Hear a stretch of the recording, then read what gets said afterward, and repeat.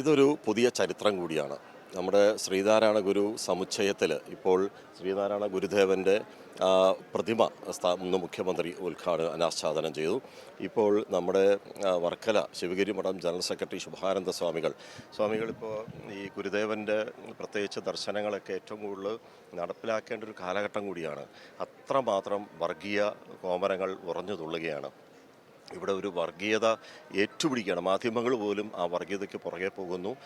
ഒരു ന്യൂനപക്ഷ വർഗീയതയും അതേപോലെ തന്നെ ഭൂരിപക്ഷ വർഗീയതയും ആളിക്കത്തിച്ചുകൊണ്ട് രണ്ട് ഭാഗങ്ങളായി തിരിയുകയും മതേതരവാദികൾക്ക് ഒരു അർത്ഥവുമില്ല രാഷ്ട്രീയത്തിൽ അല്ലെങ്കിൽ പൊതുസമൂഹത്തിൽ ജനാധിപത്യത്തിൽ സാധ്യതയില്ല എന്നൊരു ഘട്ടത്തിലേക്ക് കൊണ്ടുപോകണം. എന്താണ് സ്വാമികളുടെ കാര്യത്തിലെ ദർശനം? യാതൊരു അഭിപ്രായ വ്യത്യാസവുമില്ല.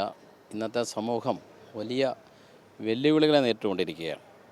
അത് ആത്മീയ രംഗത്തും ഭൗതിക രംഗത്തും ഒരേപോലെ വെല്ലുവിളികളെ നേരിട്ടുകൊണ്ടിരിക്കുന്ന സാഹചര്യത്തിൽ ഈ വെല്ലുവിളികളെല്ലാം തരണം ചെയ്യുവാൻ ശ്രീനാരായണ ഗുരുദേവൻ്റെ നവോത്ഥാന ആശയങ്ങൾക്ക് ആദർശങ്ങൾക്ക് മാത്രമേ കഴിയുള്ളൂ എന്നൊരു തിരിച്ചറിവ് പൊതുവെ ഉണ്ടായിട്ടുണ്ട്. ആ തിരിച്ചറിവ് പൂർണ്ണമായും അർത്ഥപൂർണ്ണമാക്കുവാൻ സംസ്ഥാന സർക്കാർ ശ്രമിക്കുന്നു എന്നുള്ളത് വളരെയേറെ സന്തോഷത്തിന് വക നൽകുന്നതാണ്. സംസ്ഥാന സർക്കാരിൻ്റെ നേതൃത്വത്തിൽ ശ്രീനാരായണ ഗുരുദേവൻ്റെ രണ്ടാമത്തെ പ്രതിമയാണ് അനാവരണം ചെയ്യപ്പെടുന്നത്. ഈ അനാവരണത്തിലൂടെ കേവലം ഒരു പ്രതിമ അല്ലെങ്കിൽ ഒരു വിഗ്രഹം അനാവരണം ചെയ്യപ്പെടുന്ന ഉപരിയായി വലിയൊരു ആശയത്തെ, വലിയൊരു ആദർശത്തെ ഉയർത്തിക്കാണിക്കുവാൻ കഴിയും.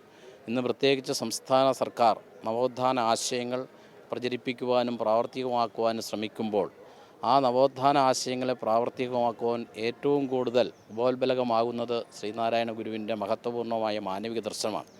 അത് പ്രചരിപ്പിക്കേണ്ടത്, പ്രാവർത്തികമാക്കേണ്ടത് കാലഘട്ടത്തിൻ്റെ ആവശ്യമാണ്, കാലഘട്ടത്തിൻ്റെ അനിവാര്യതയാണ്. ഈ ആവശ്യകത, അനിവാര്യത പ്രാപ്യമാക്കുവാൻ സംസ്ഥാന സർക്കാർ നടത്തുന്ന എല്ലാ പ്രവർത്തനങ്ങൾക്കും എല്ലാ മതേതര വിശ്വാസികളുടെയും പിന്തുണ ഉണ്ടാകും എന്നുള്ളത് തർക്കമറ്റ വസ്തുതയാണ്. മുമ്പ് മന്ത്രി സജി ചെറിയാൻ തന്നെ പറഞ്ഞത് മതേതരവാദം ഉയർത്തിപ്പിടിക്കുന്ന ഇടതുപക്ഷത്തിന് ഇക്കുറി പല സ്ഥലങ്ങളിലും ഇത് നഷ്ടപ്പെട്ടു. അതേസമയം വർഗീയവാദം പിടിക്കുന്നവർക്ക് സീറ്റുകളുടെ എണ്ണം കൂടുന്നു എന്നുള്ളൊരു അഭിപ്രായം അദ്ദേഹം പറഞ്ഞു.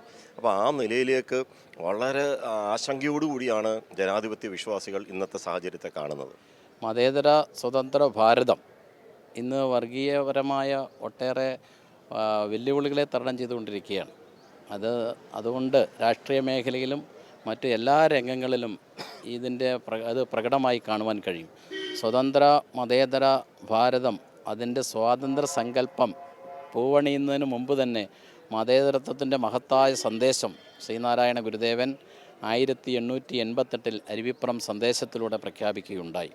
ആ സന്ദേശം അർത്ഥപൂർണ്ണമാക്കുക, അനർത്ഥമാക്കുകയാണ് ഇന്ന് സമൂഹത്തിന് ആവശ്യകത. ഉയർന്നു വന്നുകൊണ്ടിരിക്കുന്ന വർഗീയവാദങ്ങൾ, അത് ന്യൂനപക്ഷമായാലും ഭൂരിപക്ഷമായാലും, അത്തരത്തിലുള്ള വർഗീയതയെ തിരിച്ചറിഞ്ഞുകൊണ്ട് ഒരു തിരുത്തൽ ശക്തിയായി മുന്നേറുവാൻ രാഷ്ട്രീയ പ്രസ്ഥാനങ്ങൾക്കും സാമുദായിക സംഘടനകൾക്കും ഉണ്ടാകണം. ആ തിരിച്ചറിവ് ഉയർത്തിക്കൊണ്ടുവരുവാനുള്ള ശ്രമങ്ങൾ എല്ലാവരുടെയും ഭാഗത്തും ഉണ്ടാകണം എന്നാണ് ഈ അവസരത്തിൽ സൂചിപ്പിക്കാനുള്ളത്. മഠം ഇപ്പോൾ ഇക്കാര്യത്തിൽ ഇപ്പോൾ ഒരാശങ്ക ഞാൻ പറഞ്ഞല്ലോ, മഠം ഇക്കാര്യത്തിൽ എന്താ ചെയ്യാൻ പോകുന്നത്?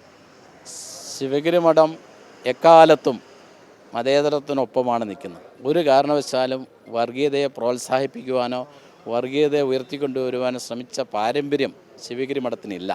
ശ്രീനാരായണ ഗുരുദേവൻ്റെ മതേതര കാഴ്ചപ്പാടുകൾ ഉയർത്തിപ്പിടിക്കുവാണ് എക്കാലത്തും ശിവഗിരി മഠം ശ്രമിച്ചിട്ടുള്ളത്. മുന്നോട്ടും ആ രീതിയിലേ പ്രവർത്തിക്കുകയുള്ളൂ. ക്യാമറമാൻ അയ്യപ്പദേവനൊപ്പം രാജ്കുമാർ.